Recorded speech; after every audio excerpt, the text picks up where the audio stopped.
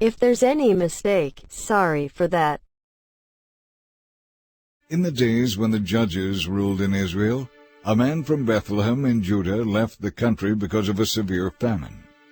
He took his wife and 2 sons and went to live in the country of Moab.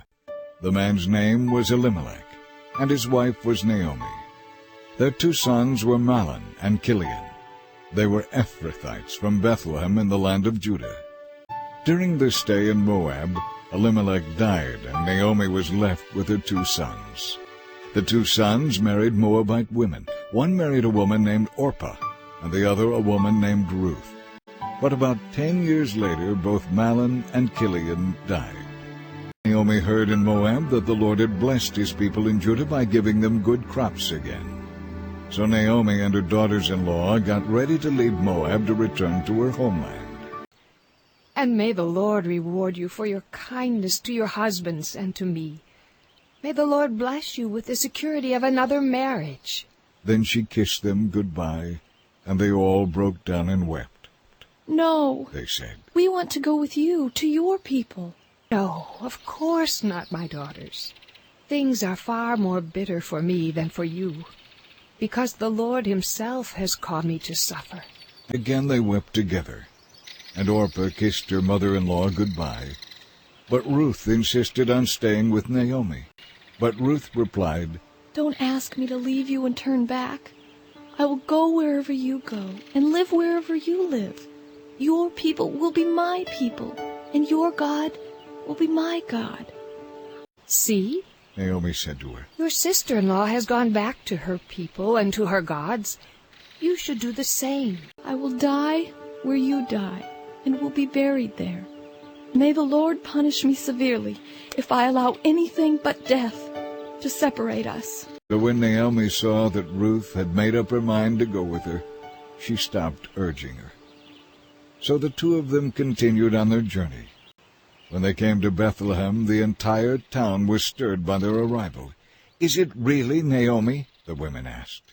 Don't call me Naomi, she told them. Instead, call me Mara, for the Almighty has made life very bitter for me.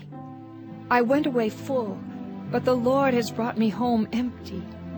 Why should you call me Naomi, when the Lord has caused me to suffer, and the Almighty has sent such tragedy? So Naomi returned from Moab, accompanied by her daughter-in-law Ruth, the young Moabite woman. They arrived in Bethlehem at the beginning of the barley harvest. Now there was a wealthy and influential man in Bethlehem named Boaz, who was a relative of Naomi's husband, Elimelech. One day Ruth said to Naomi, Let me go out into the fields to gather leftover grain behind anyone who will let me do it. Naomi said, All right, my daughter. Go ahead. So Ruth went out to gather grain behind the harvesters. And as it happened, she found herself working in a field that belonged to Boaz, the relative of her father-in-law Elimelech. While she was there, Boaz arrived from Bethlehem and greeted the harvesters. The Lord be with you, he said. The Lord bless you, the harvesters replied. Boaz asked his foreman, Who is that girl over there? And the foreman replied, She is the young woman from Moab who came back with Naomi. She asked me this morning if she could gather grain behind the harvesters. She's been hard at work ever since, except for a few minutes' rest over there in the shelter. Boaz went over and said to Ruth, Listen, my daughter. Stay right here with us when you gather grain. Don't go to any other fields. Stay right behind the women working in my field. See which part of the field they are harvesting, and then follow them. Well, Ruth fell at his feet and thanked him warmly. Why are you being so kind to me? She asked. I am only a foreigner. Yes, I know, Boaz replied. But I also know about the love and kindness you have shown your mother-in-law since the death of your husband. May the Lord, the God of Israel, under whose wings you have come to take refuge, reward you fully. At lunchtime, Boaz called to her, Come over here and help yourself to some of our food. You can dip your bread in the wine if you like. So she sat with his harvesters, and Boaz gave her food, more than she could eat. When Ruth went back to work again, Boaz ordered his young men, Let her gather grain right among the sheaves without stopping her, and pull out some heads of barley from the bundles, and drop them on purpose for her. Let her pick them up, and don't give her a hard time." So Ruth gathered barley there all day, and when she beat out the grain that evening, it came to about half a bushel. She carried it back into town and showed it to her mother-in-law. Ruth also gave her the food that was left over from her lunch. So much! So Ruth told her mother-in-law about the man in whose field she had worked, and she said, "The man I worked with today is named Boaz." The Lord bless him. Naomi told her daughter-in-law. He is showing his kindness to us, as well as to your dead husband. That man is one of our closest relatives, one of our family redeemers. Then Ruth said, "What's more, Boaz even told me to come back and stay with his harvesters until the entire harvest is completed." This is wonderful, Naomi exclaimed. Do as he said. Stay with his workers right through the whole harvest. You will be safe there, unlike in other fields. So Ruth worked alongside the women in Boaz's fields and gathered grain with him until the end of the barley harvest. Then she worked with him through the wheat harvest too.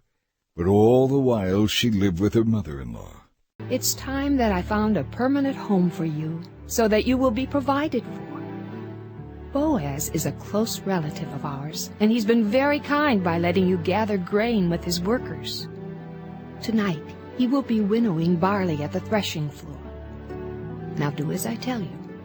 Take a bath and put on perfume and dress in your nicest clothes. Then go to the threshing floor, but don't let Boaz see you until he has finished his meal. Be sure to notice where he lies down. Then go and uncover his feet and lie down there. He will tell you what to do. "I will do everything you say." Ruth replied. After Boaz had finished his meal and was in good spirits, he lay down beside the heap of grain and went to sleep. Then Ruth came quietly, uncovered his feet, and lay down. Around midnight, Boaz suddenly woke up and turned over. He was surprised to find a woman lying at his feet. "Who are you?" he demanded. "I am your servant Ruth," She replied. "Spread the corner of your covering over me, for you are my family redeemer." "Lord bless you, my daughter. Everyone in town knows you are an honorable woman. But there is one problem. While it is true that I am one of your family redeemers, there is another man who is more closely related to you than I am.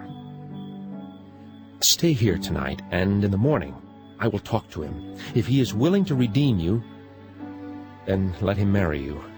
But if he is not willing, then as surely as the Lord lives, I will marry you. Now, lie down here until morning." So Ruth lay at Boaz's feet until the morning. But she got up before it was light enough for people to recognize each other. For Boaz said, "No one must know that a woman was here at the threshing floor." Boaz also said to her, "Bring your cloak and spread it out." He measured out 6 scoops of barley into the cloak and helped her put it on her back. Then Boaz returned to the town. Ruth went back to her mother-in-law. When Ruth went back to her mother-in-law, Naomi asked, What happened, my daughter? Ruth told Naomi everything Boaz had done for her, and she added, "He gave me these 6 scoops of barley and said, 'Don't go back to your mother-in-law empty-handed.'" Then Naomi said to her, Just be patient, my daughter, until we hear what happens. The man won't rest until he has followed through on this. He will settle it today. So Boaz went to the town gate and took a seat there. When the family redeemer he had mentioned came by, Boaz called out to him, "Come over here, friend. I want to talk to you." Then Boaz called 10 leaders from the town and asked them to sit as witnesses. And Boaz said to the family redeemer, You know Naomi, who came back from Moab. She's selling the land that belonged to our relative Elimelech. I felt that I should speak to you about it so that you can redeem it if you wish. If you want the land, then buy it here in the presence of these witnesses. But if you don't want it, let me know right away, because I am next in line to redeem it after you. The man replied, All right, I'll redeem it. Then Boaz told him, Of course, your purchase of the land from Naomi also requires that you marry Ruth, the Moabite widow, That way she can have children who will carry on her husband's name and keep the land in the family. Then I can't redeem it, the family redeemer replied. because this might endanger my own estate.